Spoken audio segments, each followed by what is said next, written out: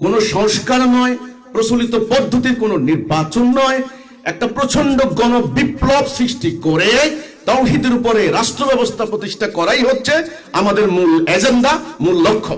প্রশ্ন করেছেন কোন আলোচক যে আপনারা রাজনীতি করবেন না, তবে আপনারা কিভাবে এটাকে রাষ্ট্রীয়ভাবে প্রতিষ্ঠা করতে চান বা চাইবেন। রাষ্ট্র ব্যবস্থা, রাষ্ট্র চিন্তা, যেহেতু প্রসঙ্গটা আসছে সেহেতু বিষয়টা সম্পূর্ণটাই রাজনৈতিক। তো রাজনীতি করবেন না, তাহলে কিভাবে আপনারা সেটাকে রাষ্ট্র ব্যবস্থায় প্রতিষ্ঠা করতে চান।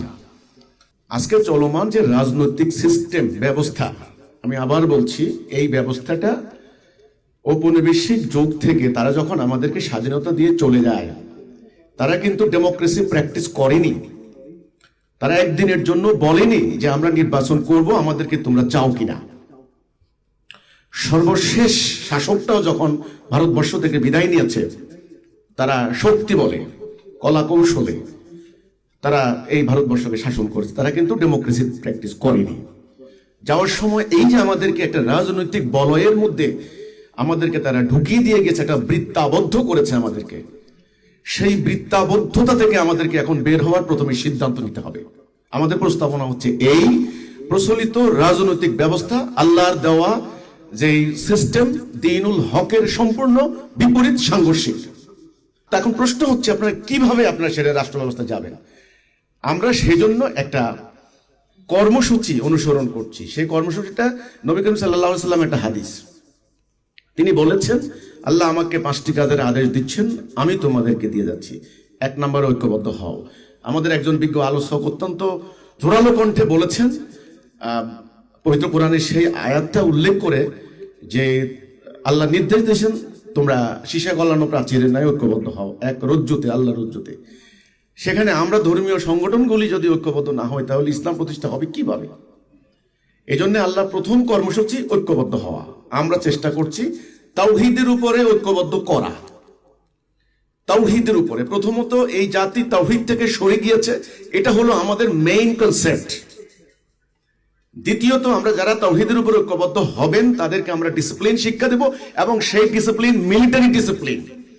কারণ ইসলাম কতখানি সামরিক নীতি বা সামরিক শৃঙ্খলা কতখানি গুরুত্ব দেয়, যেটা কোরআন পড়েছেন আপনারা জানেন। 3 নাম্বার, আনুগত্য। একজন নেতা, তাকে সবাই মিলে একজনকে মানতে হবে। 4 নাম্বার হচ্ছে হিজরত। পবিত্র কোরআনের শব্দগুলি, কারণ কোরআনের পরিভাষা অনেকটাই এখন প্র্যাকটিস হয় না বলেই আমাদের কাছে অজানা, অচেনা, এবং নানান ফেরকার, নানান ধরনের লোকেরা এগুলিকে এখন ভুল ব্যাখ্যা দিয়ে একটা অপব্যবহার করছে। যেমন হিজরতের এখন নানান ধরনের ব্যাখ্যা হচ্ছে, কিন্তু কোরআনের বহু আয়াত আপনি পাবেন যারা ঈমান আনে, হিজরত করে, জানমাল দিয়ে জিহাদ করে। ঈমান, হিজরত এবং জিহাদ। জিহাদেরও যেমন ভুল ব্যাখ্যা হয়েছে, ভুল প্র্যাকটিস হয়েছে, উদ্দেশ্য প্রণোদিতভাবে জিহাদকে ব্যবহার করা হয়েছে গোষ্ঠী স্বার্থ, ব্যক্তি স্বার্থ, সাম্প্রদায়িক স্বার্থ উদ্ধারের জন্য এবং সাম্রাজ্যবাদীদের অস্ত্র ব্যবসার বাজার সৃষ্টি করার জন্য জেহাদের ভুল ব্যাখ্যা দেওয়া হয়েছে। কিন্তু আল্লাহ রাসূল যে জেহাদ করেছেন, কোরআন যে জেহাদের কথা বলে, আমরা যে জেহাদের কথা বলছি, সেটা হলো সমাজে বিরাজিত অন্যায়, অবিচার, জুলুম, রক্তপাত। এই যে বলা হচ্ছে যে পাথর দিয়ে পিটিয়ে, লগি বইটা দিয়ে পিটিয়ে মানুষকে হত্যা করা হচ্ছে, এই হত্যাকাণ্ডের বিরুদ্ধে একটা ন্যায় বিচার প্রতিষ্ঠার সংগ্রাম, এটার নাম জিহাদ। তো কথা হচ্ছে আমাদের কর্মসূচির 4 নাম্বারটা হচ্ছে হিজরত, 5 নাম্বারটা হচ্ছে জিহাদ। এই কর্মসূচির ভিত্তিতে আমরা জাতিটাকে ঐক্যবদ্ধ করার জন্য আমরা একটা গণসচেতনতা সৃষ্টি করার লড়াই করছি।